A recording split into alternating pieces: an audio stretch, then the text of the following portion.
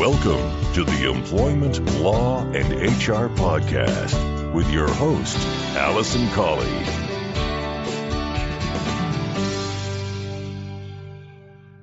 Hello and welcome to this episode 146 of the Employment Law and HR Podcast. I'm your host, Alison Colley. I run the firm Real Employment Law Advice, where we provide advice and assistance to both employers and employees on all aspects of employment law and HR.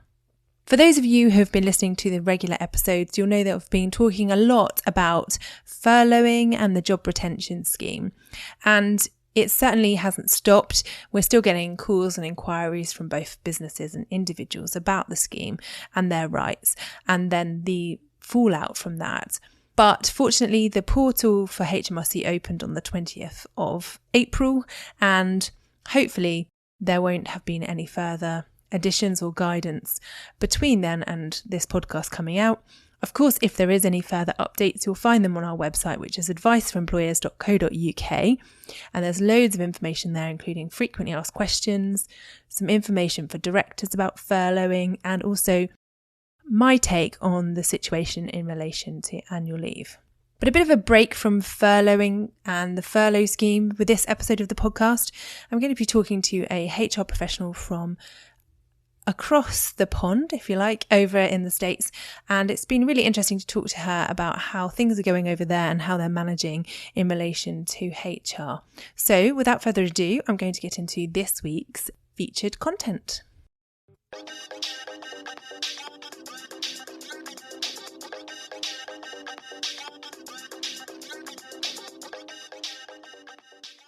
I'm really pleased to be joined on today's podcast by Sarah Torres Ferrick. Sarah is a human resource officer and creator of the Fun Feedback Framework. Sarah has worked for over a decade with executives at government agencies on growing and sustaining high-performing workforces. Now she uses these skills to bring effective human resource solutions to small businesses from her base in Virginia in the US. Sarah helps leaders to break through the complexities of having employees so they can advance their businesses with confidence. So welcome to the podcast, Sarah. I'd like to welcome Sarah onto the podcast today. Hi, Sarah. How are you? Hi, Alison. Thanks for having me. I'm really excited to be here. No, great. It's great to be speaking to you. And so you're based in Washington, aren't you? I'm actually in Virginia, just south of Washington, D.C. Okay. So it's a slightly different time there for you than it is for me. But it's great to be speaking to you. Do you want to just introduce yourself and explain a bit about your background for the listeners? Oh, perfect. So I studied philosophy at school, and I couldn't really figure out how to make money philosophizing. So I kind of stumbled into HR because that's what my dad was doing. And I've been in HR for over 11 years. I really love the kind of problem solving and dealing with workplace issues aspects of it.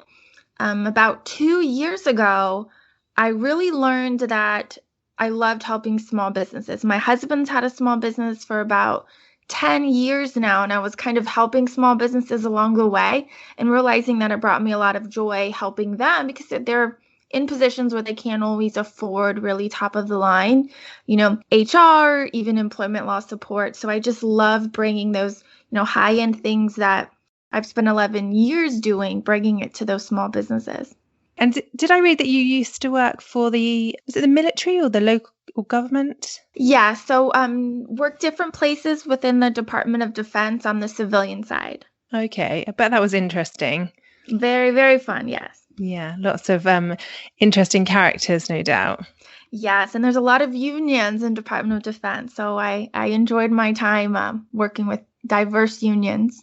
Yeah, and so how has that helped you in terms of working with small businesses?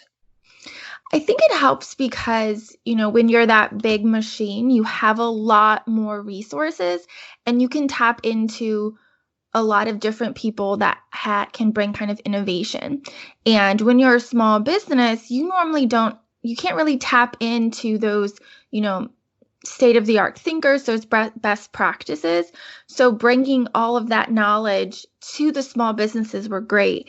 And what the small businesses have over the, those big machines is they're agile and they can move quickly. So I found that if we're giving small businesses those state-of-the-art HR tools, they're able to run with them a lot faster, and you can just really see great improvements.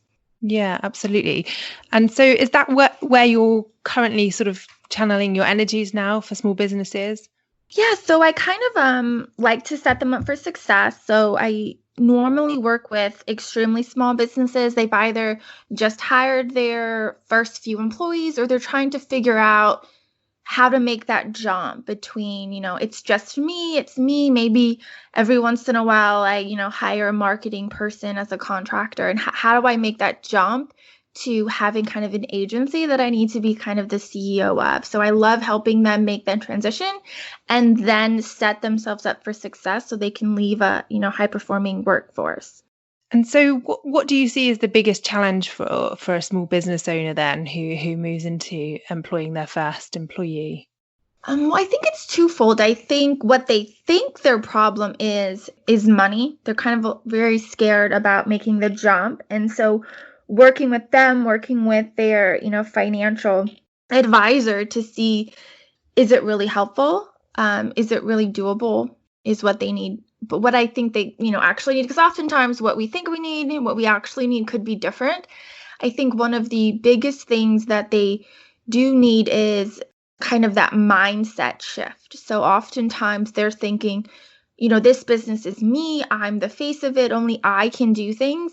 And so they're doing every little thing in their business, and then they're not understanding why they're not kind of growing. And they're thinking that, they have the magic sauce and they can't duplicate that magic sauce, or maybe somebody else has a different magic sauce that works really well with their magic sauce. So getting them into the mindset to say, hey, you can reach your business goals in a different way besides you doing everything. There's only a few hours in every day. I resonate with that myself, actually, being a small business owner and having taken on my own employees. It took me a while, and I suppose it still is a work in progress. And obviously I advise businesses all the time about their HR and employment. So actually applying it yourself can be quite difficult. I think it's always like, even now when I'm, talking to folks, I have to think, oh, am I thinking that there's a correction because it actually needs to be a correction? Or am I just like substituting the way I talk, the way I think for this person? And is that kind of hindering them being the best employee that they can be? So it's every day I think we get a little better at it. So it sounds like you get involved in quite a bit of sort of the coaching of the small business owners as well as the HR, the sort of normal HR processes. Oh, yeah, I think most definitely, we sprinkle in that coaching with that, these are the rules, let's follow them kind of thing.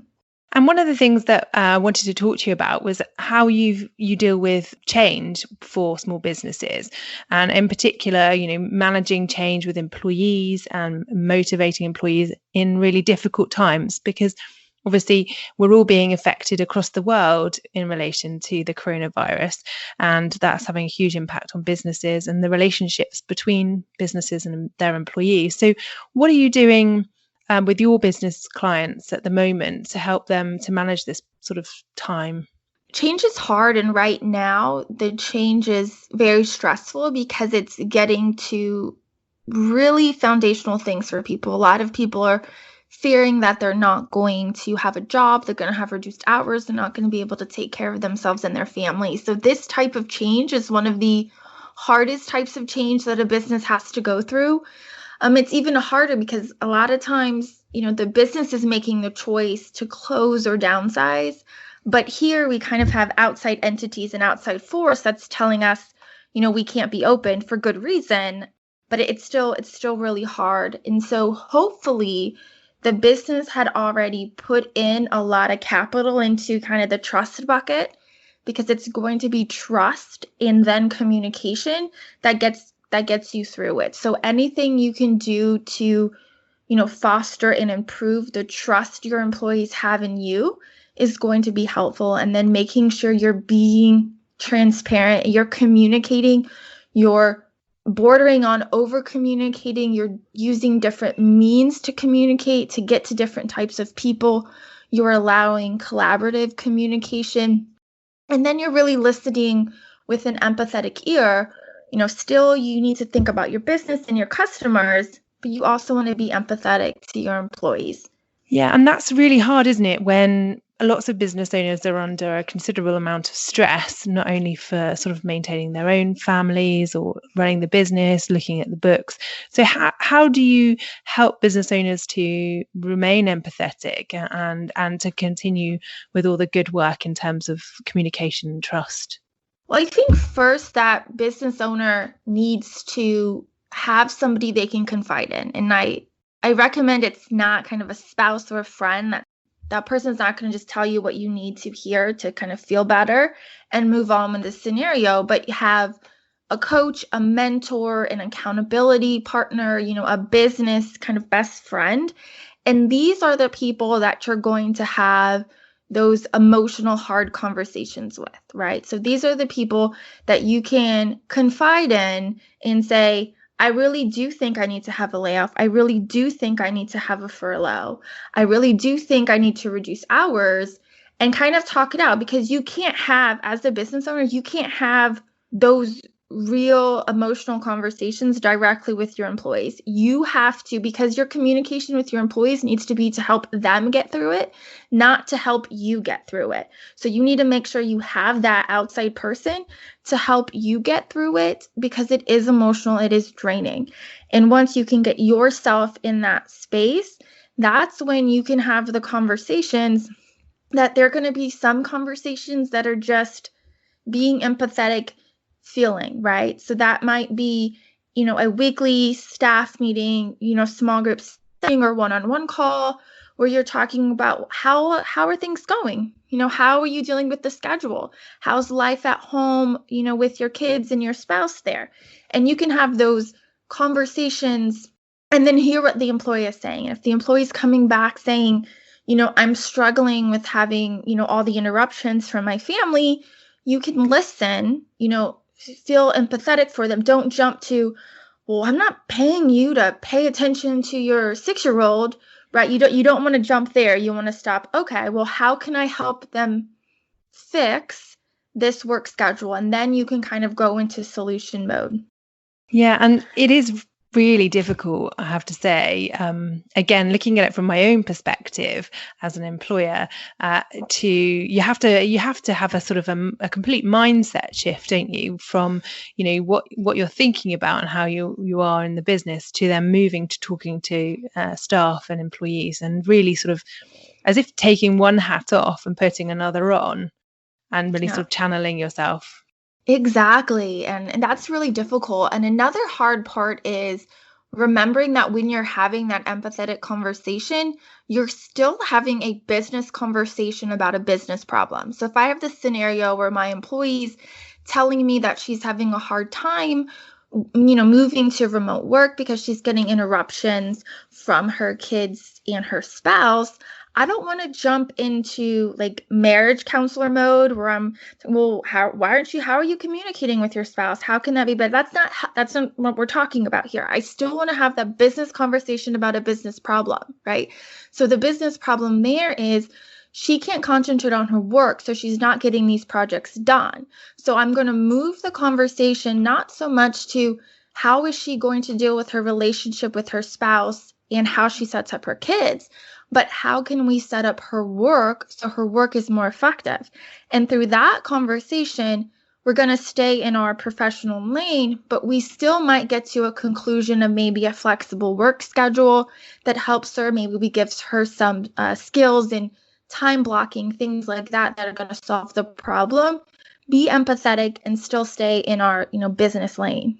Because it can be quite easy to start feeling overwhelmed and thinking, oh, well, I can't do anything about your children and I can't do anything about your husband. Okay. So it's remembering what you can control and influence, I guess, as the business owner. Yeah, and you don't want to take that all in like that. That's too much of a load. You're going to need a whole, team of therapists to help you if you're taking on all your stress and all your employees, right? Just try to remember, you need to talk about a business solution to a business problem and kind of go from there. And these kinds of conversations are hard enough to have when you're in sort of normal mode. I say normal mode, normal working mode, perhaps where you're seeing people, or even if they're working remotely, you have that opportunity to see them face to face more often, and you're not so restricted. So how would you suggest business owners overcome the sort of distance and the fact that you are having to do this, by telephone or, Zoom or Skype or however, rather than, having those face-to-face conversations? Right. I think the more you can do video chat, the better. And then try to have kind of regular video chats one-on-one with your team, and then have group chats. And you want to think about, when you're looking at communication, 3 things. You want to make sure you're fostering communication, meaning your employee feels the communication with you, with, her team, and with the business. She needs to feel connected to all 3 of those. And one thing I really like for fostering the team communication is when you have a team staff meeting, you have it like face-to-face, like virtually face-to-face, and then you can kind of open the room, and then you come in late. So everybody kind of logs in, they're on time, or maybe they're 5-10 minutes early. They can see each other and they can have that chit chat. If you normally were in an office, your employees are used to walking by each other when they get up to get, a drink, or when they're out to lunch. They're used to, having chit chat by the water cooler, at the elevator. They're used to chit chatting, before a meeting starts. So how can you put those little bits of chit chat in there? And I really like that idea, because they're going to, in that room, when you're just a couple minutes late, they're going to start talking to each other and say, how are you doing? How are you doing with this? That's going to get them in the mode. And then you want to have other tools after that they can continue to have casual conversations. So, any type of like texting tool. A lot of people use Slack or even Voxer. It's more video, but casual ways for them to communicate with each other will be kind of tremendous. And I think if you're looking at one of the ways of communication to focus on, having your employee feel connected to her team is probably the most important, because that's going to really help with the productivity. Because if they're feeling kind of behind, or they're feeling like the remote work change isn't working for them, they probably will feel more comfortable going to their peer for help than to coming to you, if that's going to admit they're kind of not meeting an expectation or something. So that group team environment is really going to get us through change. Yeah, I really like that idea, actually, of the opening up the room or the conversation or however before you arrive. Because often, I've been using Zoom quite a bit, and I've been setting it up with a waiting room. So then, you as the meeting organizer let everyone in, but actually using the setting which says you can just join without the meeting organizer is a fantastic idea. And like you say, just to recreate that kind of conversation, the chit chat that happens in the scenarios within the office or at meetings before you arrive. So yeah, fantastic tip there. The other thing I wanted to ask you, and going back to what you were saying earlier about how you're managing change and motivating staff, and you talked about the trust bucket and fostering trust and improving communication and being transparent. So how are you suggesting employers do that, in addition to what they should already be doing before the sort of situation we're in now? Yeah, so especially if you're moving to remote work and you're not used to it, it can be really easy to diminish trust, because you as a business owner might not really like remote work, or you might not understand it, and you might have to have a mind shift with, I'm not paying this person to go to work, as in go to a building, sit in a desk. Depending on what type of employee you are, I might not be paying you for specific hours of work. For most of the clients I work with, they're not paid hourly, they're paid salary. So they're paying them for outcomes. So when you go to remote work and you have this type of employee, but then you start doing things like checking in on them every hour because you just have to know that they're still working, or making them write detailed descriptions about what they're going to accomplish in the morning and then what they accomplish in the afternoon. If these things you didn't do when they were in the office, that's going to hurt your trust, because your employee is going to think that you don't trust them when you can't see them, right? And you might be thinking, well, Sarah, I don't want to pay my employee to do the laundry. I don't want to pay my employee, to sip a beverage on the porch. I'm paying her to sit at her desk and do her work. And the thing is, you're right. You're paying them to do their job. You're not paying them to do housework or to read a book or play with their family. But it's going to be better for you to find other ways to check their performance. And this is really when you need to kind of double down on your performance plan and your performance program, because it's those setting clear expectations and then holding them accountable, where you're going to feel secure that they're doing what you're paying them to do without jeopardizing your trust, because you don't want your employees to feel like you don't think that they're working when you can't see them. And there are so many, well, the one thing I'm hoping that this whole coronavirus situation brings out is more home working and more trust, putting more responsibility onto employees, because as you say, lots of employers do have this sort of old-fashioned view that if you're in the office then you're productive, and if you're at home you're not, when actually a lot of the time it can be quite the opposite. Yeah, I think so. And I think a lot of people, and you employees, you'll have to manage this because you don't want to burn your employees out. They probably feel stressed that they're not getting enough work done. But I think if they really looked at what they did when they're in the office and they're taking out all the downtime that happens in an office, they're doing more work and they're probably having more focused concentration time. So as long as you are still getting the deliverables that you need, as long as things aren't falling through the cracks, I challenge business owners to kind of step back from those, thoughts that they have about, I need to track minute by minute, hour by hour. I need to know exactly what they're doing. I need to make sure that they didn't run down and change a load of laundry.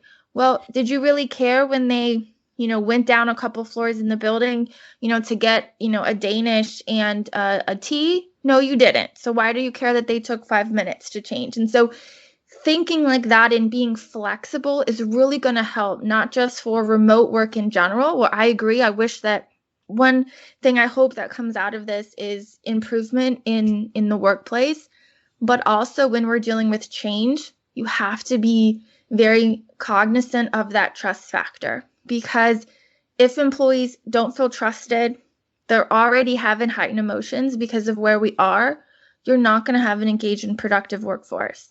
And then on the other side of things, thinking about the trust and communication and transparency, how does an employer ensure that their employees trust them and continue to have that element of trust that the employer is doing the right thing by them when, things are so uncertain and you aren't seeing everybody all the time?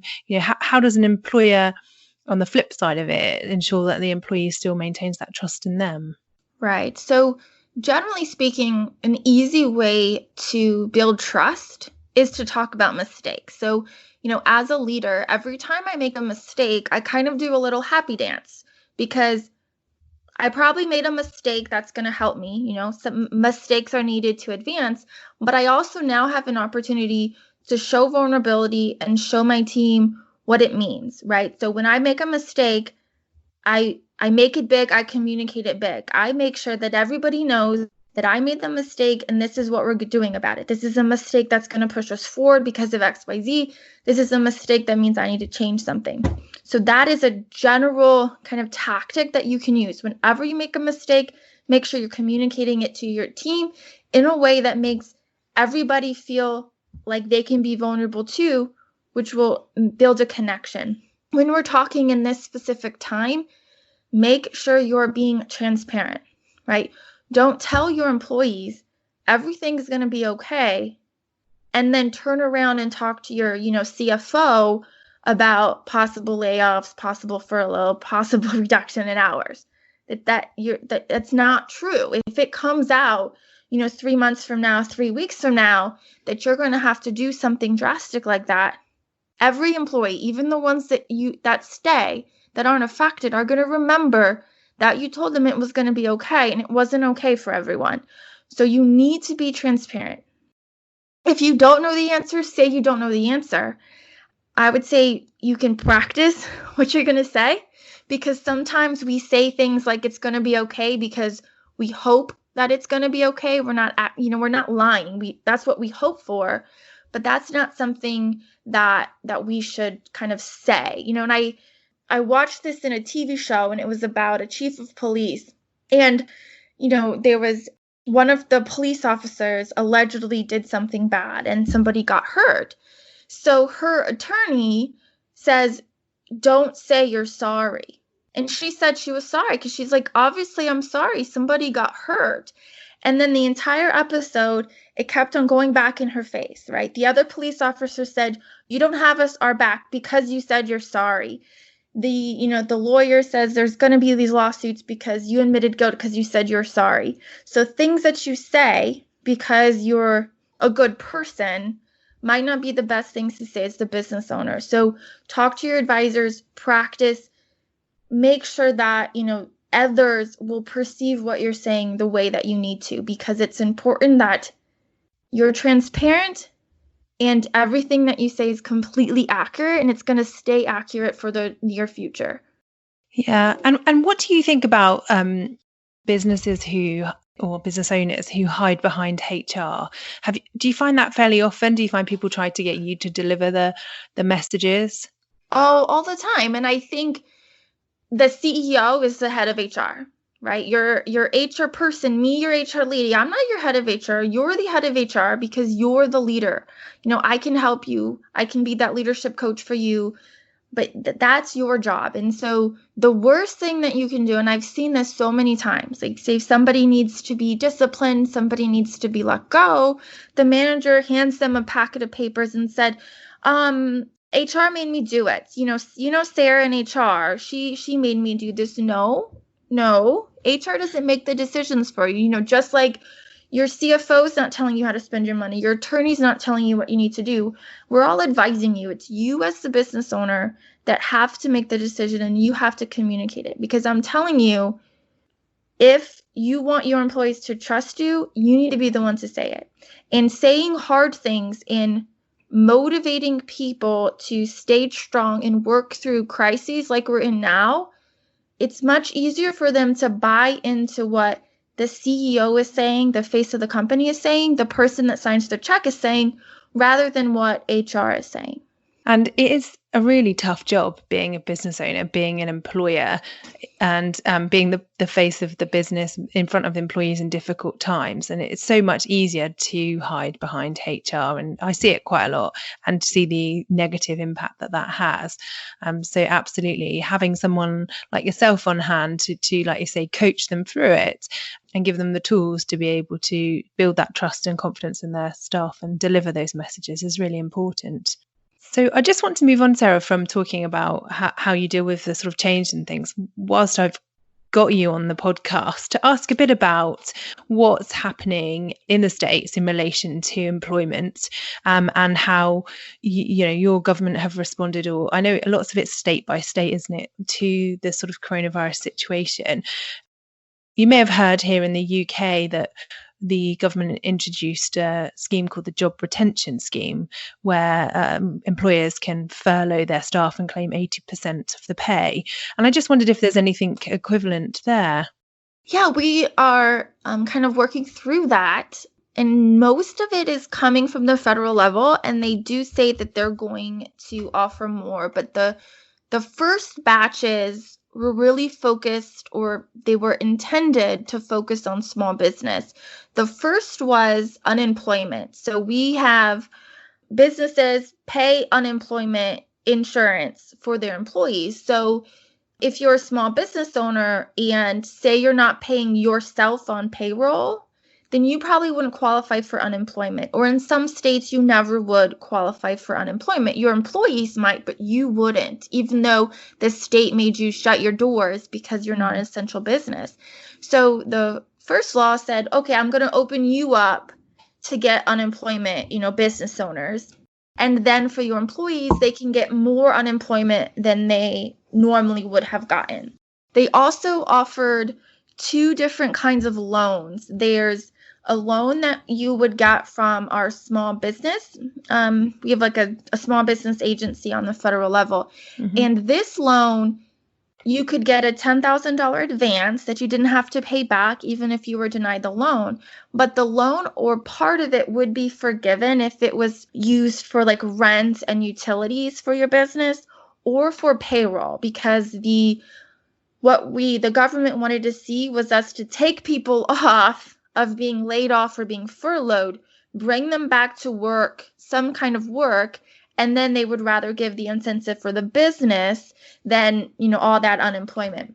And then the second type of loan is really a pay loan. So it's a loan you would get from a bank, and it's basically to get people back from furlough or back from layoff. And then you would get all that money back if you paid it for wages. In addition to wages, you could get it for any health care money you put in.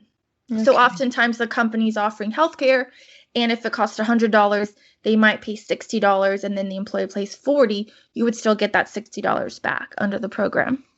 Okay. And how's it impacting on your clients, the people that you work with regularly?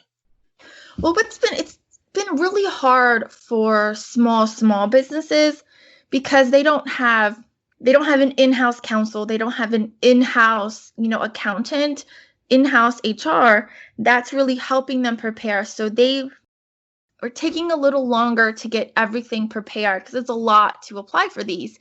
What we're finding out now is some of the bigger corporations, that even corporations that were publicly traded, because they divided their corporation, they were able to claim that each entity within their corporation was a small business. But because they were part of this big machine with all these resources, they were able to put their applications in very quickly. So it's looking like a lot of the money, because it's not a finite amount of money, everybody doesn't get it. It's first come, first serve. It's looking like now when the data is coming out that a lot of these big businesses that divided themselves up got the money rather than, the tea shop at the corner or the mom and pop gym or the local restaurant. Those folks might not have done it just because they couldn't get their paperwork in order. There was a lot of like legal and financial paperwork they had to get together. They couldn't move fast as the big machines. That's such a shame, isn't it? So are there any measures being taken now to help improve that for those small businesses, or are they just going to have to sort of get by? Well, the legislature, so the Senate and the House part of the government, they're looking to add different measures. And then what's a little unique is they make the law, but then it's the administration that has to implement it. And if they disagree with how the administration's implementing it, they have to go back and make a law. So it's a little slow going, which is why we're getting things in segments.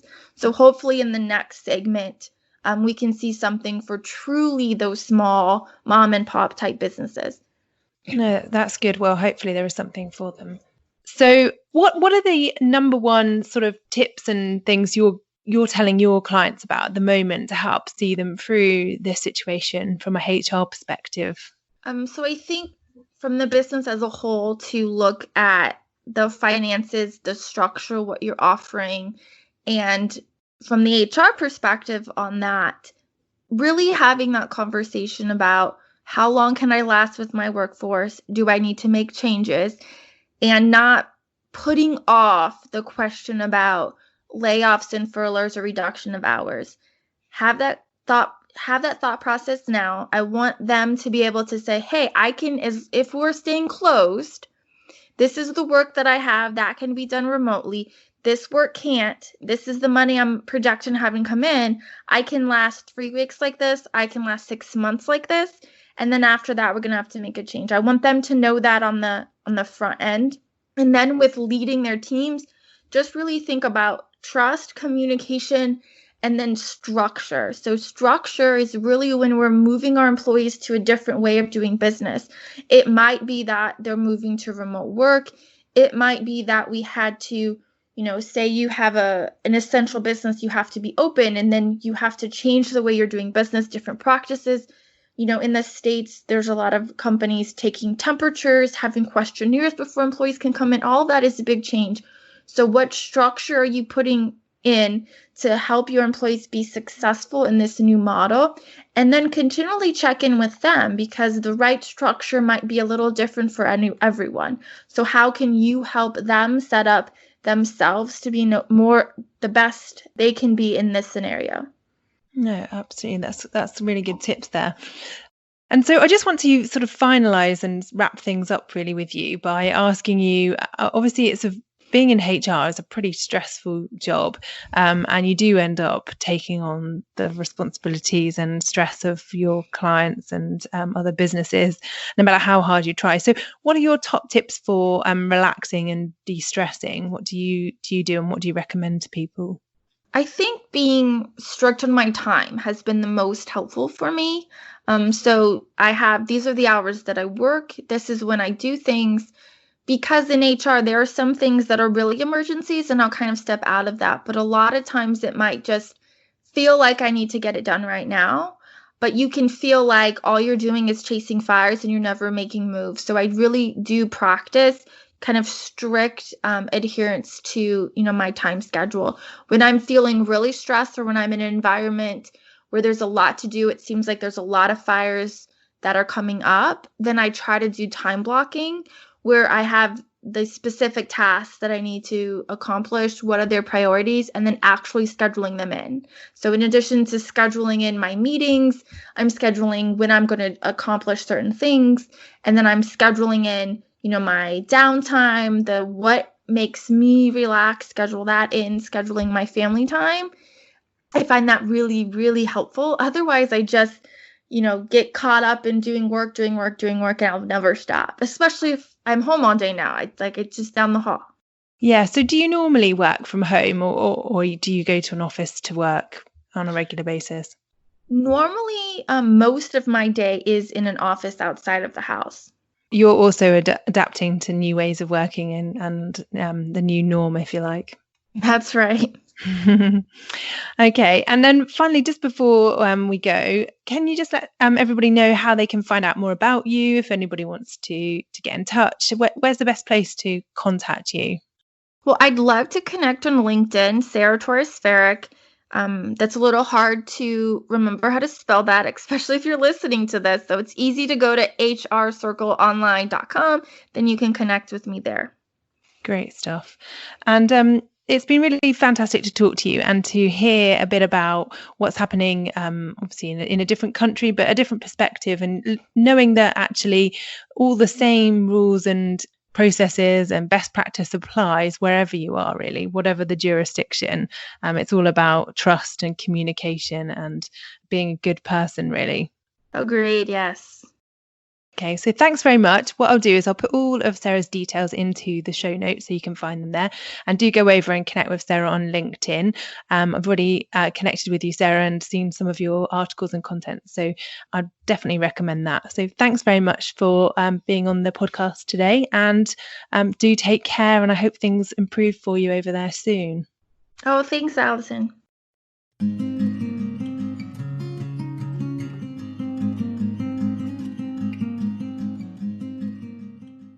It was really great to talk to Sarah about what is happening in the States in relation to the situation in relation to the coronavirus and how they're dealing with employees remotely and maintaining those relationships.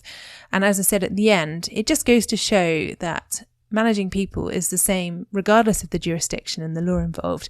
It's all about being transparent, communicating, building trust, and being empathetic. So we all have those skills. We all have that available to us. So there's no reason why we can't be great employers wherever we're based. If you have any questions about what we've discussed in today's episode of the podcast, or you would like some information about Sarah, or you want to find out how to make your business better through your people, then do not hesitate to get in touch with me. My email address is alison@realemploymentlawsadvice.co.uk, and you can find all the details about today's podcast in the show notes, which are on the website, which is adviceforemployers.co.uk/podcast/146. I look forward to speaking to you again in 2 weeks, and do stay safe. Thanks again for listening. Just want to finalise by saying I wouldn't be a lawyer unless I had a legal disclaimer. So I must just say to you that the information in this podcast is for information only. It's general review and a general update. It's always necessary to get specific legal advice about your circumstances. So please don't rely on anything that you've heard in this podcast. But please do feel free to contact me if you'd like further information or specific advice.